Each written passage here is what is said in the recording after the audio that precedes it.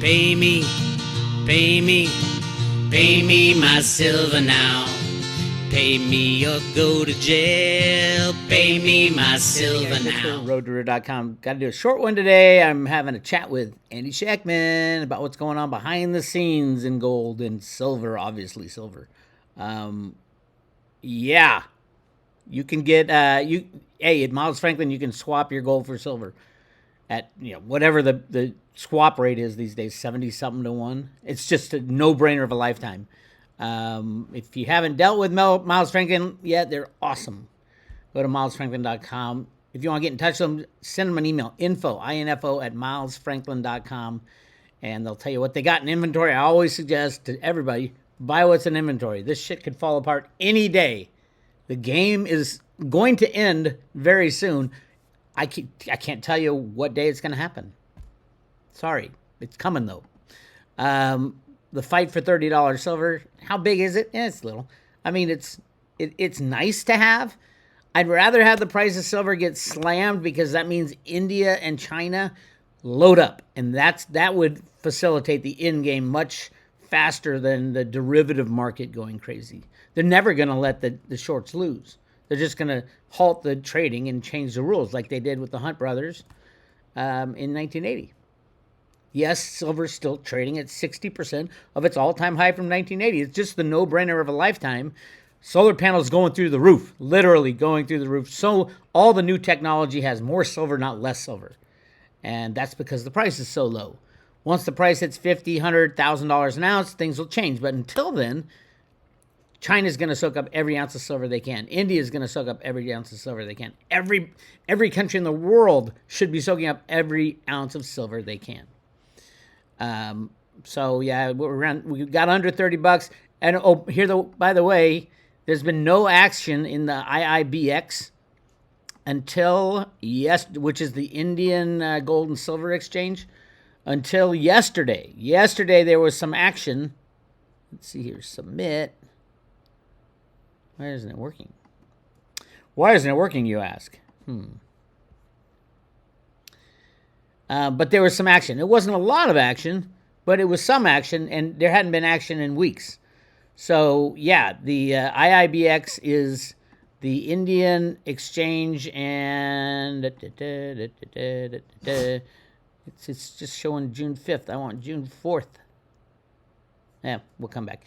It's a little bit of action, which means it isn't a one-to-one correlation, but when the price of silver gets slammed, the IIBX starts to perk up, meaning more silver trades are going on, and the imports. That's the big one, the imports. So the IIBX exchange is kind of a gauge. Let's call it a gauge on how much India is importing in silver, and it's massive amounts. This year, they're on track to do more than they've ever done. The old high, I think, is 300 million ounces. I think they're on track to do 500 million. But they haven't, since silver went over 30, they haven't been importing. Every time it goes below, they're like, oh my God, let's load up while we can. Really exciting times for silver. Get your silver, get your silver. Contact Andy Sheckman or go to your local guy. I always say start with your local guy because that's probably who you're going to be selling your nickels and dimes. You want to buy a car, you go sell a Silver Eagle to your local guy. So get to know your local guys. Yes, a lot of them are very slimy. Get to know 2 or 3. If you don't have Andy, you can use Andy as our broker, and he'll tell him you're from Road to Root. He'll take good care of you. Or call them direct. You can go to their website. Don't order off the website. They'll get you better prices if you call them. All right? Let's see. Where do I want to go? All right. Those of you who have followed my work know I dive deep into silver.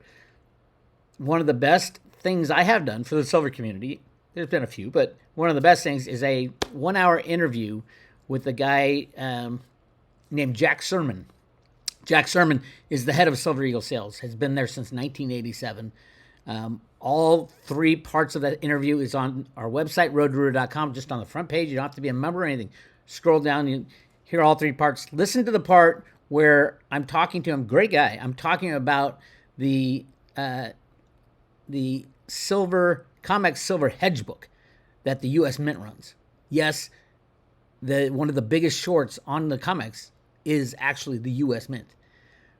I'm talking about this is a discussion I had with him, and he didn't even know this was going on. And I'm like, hey, this is fraud.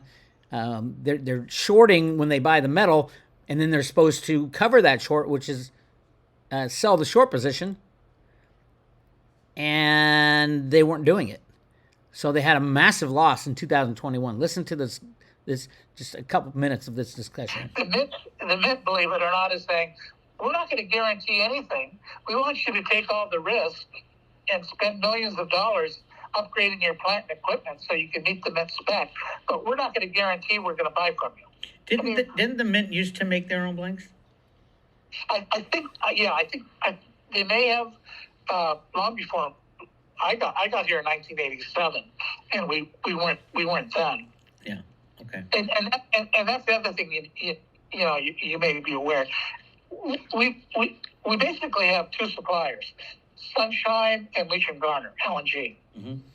But Leach and Garner fell apart last year as they had some quality issues, and they were regularly augmenting what Sunshine was giving us.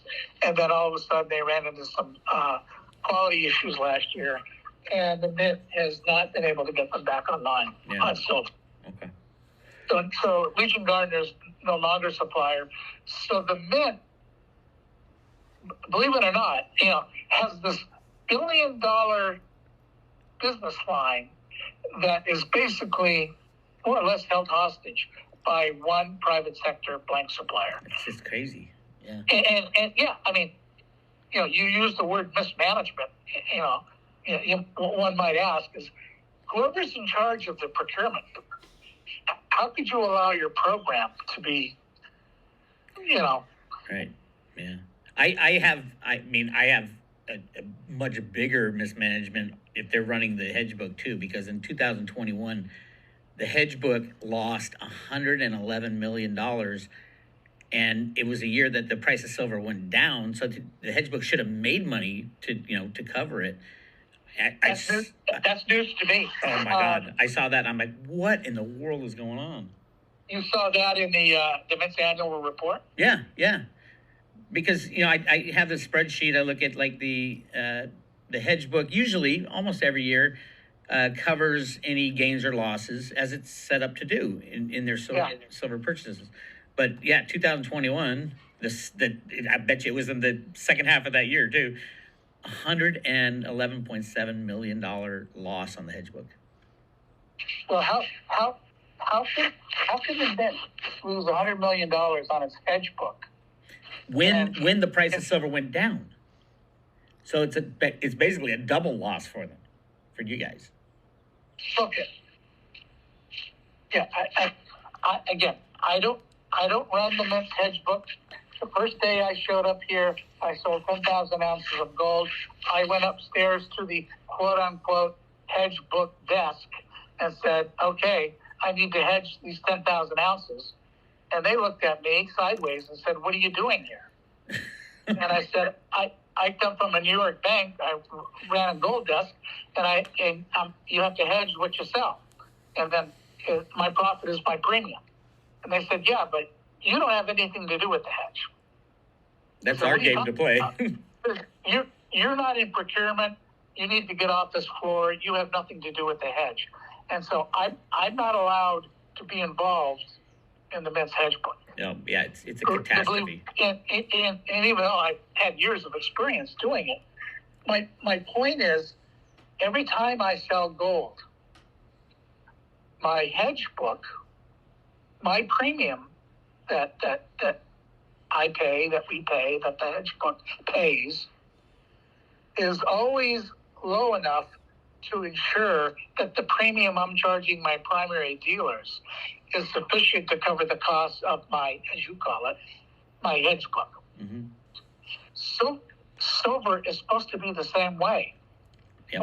We're not supposed to be losing any money on the silver hedge book. No, it's a break even. And if we're losing $100 million, then isn't the Mint in violation of the enabling legislation? Yes. The program's not allowed to operate at any net cost to the taxpayer. There's 5 or 6 instances where he says, "Yeah, we're in violation of the law." That's one of them. Great guy, by the way, Jack. I don't think he's there anymore. I think he was let go. He was like 70 something, still working at the Mint under Ventress Gibson, the current head of the Mint, who has no Mint experience at all. But you can look it up. Look at the 2021 annual report. You'll see that the hedge book lost $111 million in a year that the price of silver went down.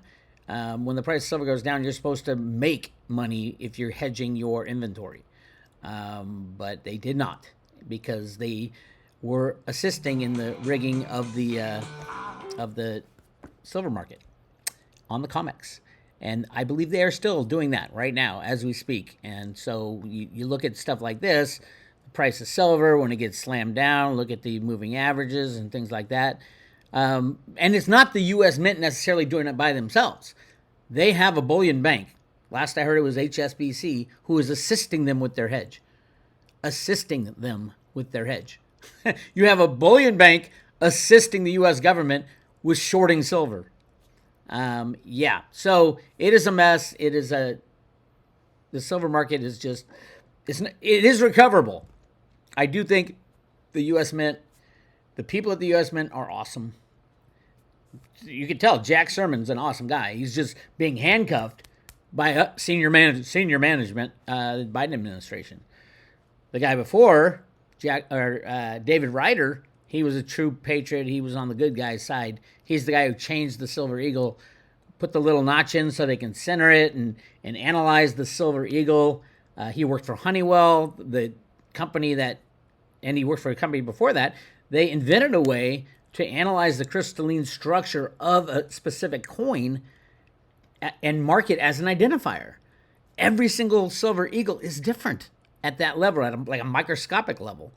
And they invented a way to tag it. Okay, here's the crystalline structure. We have readers for that. And that's what David Ryder was implementing before this crazy Obama administration came in. He was let go. Ventress Gibson came in, who was like the head of HR for 30 years of some ridiculous part of the government, and was put in charge of the Mint to help with diversity. Oh my God, are you kidding me? Anyway, the Mint's falling apart. It's very sad, but I do think when the good guys get back in power, or I think they're in power behind the scenes, but in the front of the scenes, it's a nightmare. What we see is a nightmare. Go check it out, roadtoroot.com. It's right at the beginning under all the expose on the solar silver, and the changing of the Silver Institute's silver survey. Look at all those. Everything in red was changed. It's so easy to see. It's shocking. Bitcoin's up above $70,000. Bravo, Bitcoin. All the other cryptos are being dragged for, and people are asking, well, why do all cryptos go up when Bitcoin goes up, and why do all cryptos crash when Bitcoin crashes? The vast majority of trades that happen on all the crypto exchanges are crypto for crypto. So you're trading Bitcoin for Theta, Bitcoin for Litecoin, Bitcoin for Veritasium. And it's mainly Bitcoin. So yeah, that's why when Bitcoin goes up, all the trades are already in. It's just the dollar value of everything goes up and then goes down when Bitcoin goes down. At some point, it won't work like that. But right now, with the rehypothecation of crypto assets, massive. Look at the volumes on Bitcoin. I mean, look how much traded just today in the last 24 hours. $36 billion worth of Bitcoin traded in the last 24 hours. It's ridiculous. It's all high-frequency traders. They're all in on it, and they're trying to game the system. And then you have U.S. governments in there with their traders and riggers and BlackRock, and it's a mess just like every other market. But it's the same concept. Get your coins in your own possession only. When the shit falls apart, which could be very soon, all the crypto exchanges will stop, and they'll just take your coins. We've seen it a million, like FTX. We've seen it a million times. Mt. Gox. Every single one will stop. So if you have any cryptos in like Coinbase or Gemini or Binance or wherever your cryptos are, if you don't hold them, you don't own them. Period, exclamation point. All right. Yes, the future of cryptos is going to be great in the future. I don't know what's going to happen between now and then. I am a huge advocate of hodling. It has served the road to root of people well since we started buying Bitcoin at $100, $200. It's going to serve us well when Bitcoin trades for $1 million or $10 million and the death of the dollar and all that stuff. The death of the dollar cannot happen without all other fiat dying. And that's where we're going. Absolutely. So that's what I got for you. Interesting little the ETF Bitcoin inflows.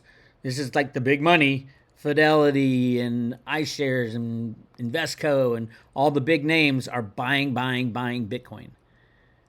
And yeah, all you Bitcoin haters or crypto haters, I don't mind Bitcoin. It's fine. I don't think it's the best crypto out there by far. It's it's competing with the U.S. dollar and gold. Have fun. I want to buy something that's going to be useful in the future and is massively undervalued right now.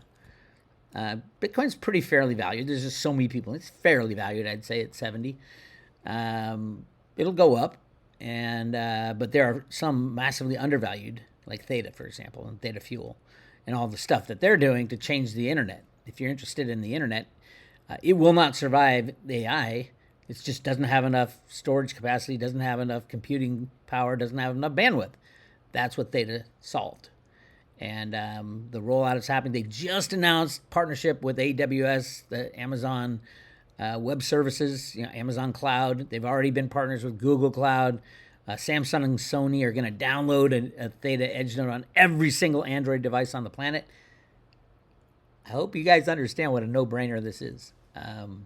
If you're asking, how do I get it? If you're in cryptos and you live in the U.S., if you don't live in the U.S., you go on Binance and buy it. If you live in the U.S., you can try Simple Swap, but if you don't know what you're doing, contact Caleb and Brown. If you go to roadtoroot.com, click on affiliates. Caleb and Brown is our crypto broker, and they can walk you through the steps. They're right here. Good company. I just met with them this weekend. Great company. I'm going to have a discussion with a couple of guys over there very soon. But right now, go to roadtoroot.com, subscribe today, get all the behind the scenes. We do have a Theta page. Working on a video of how to stake Theta to the new bonus program. Anything over 500,000 T-Fuel, you'll be able to stake up to $1 million and get bigger payouts, supposedly. Right now it's like 7%, but I hear it could be as high as 25, 20, 28%. Nobody really knows right now, but once that comes out, I'll figure out how to do it and then put a video on the private road about that. But currently we're giving away 5 Theta, 50 T-Fuel, 500 T-Drop loaded on a paper wallet, mailed to your front door. With every private road subscription, it's $2.99 for a year, less than $1 a day, and you get all the behind-the-scenes stuff. Like the interview I'm moving to right now with Andy Scheckman on silver. So you guys have a good day. I'll talk to you later.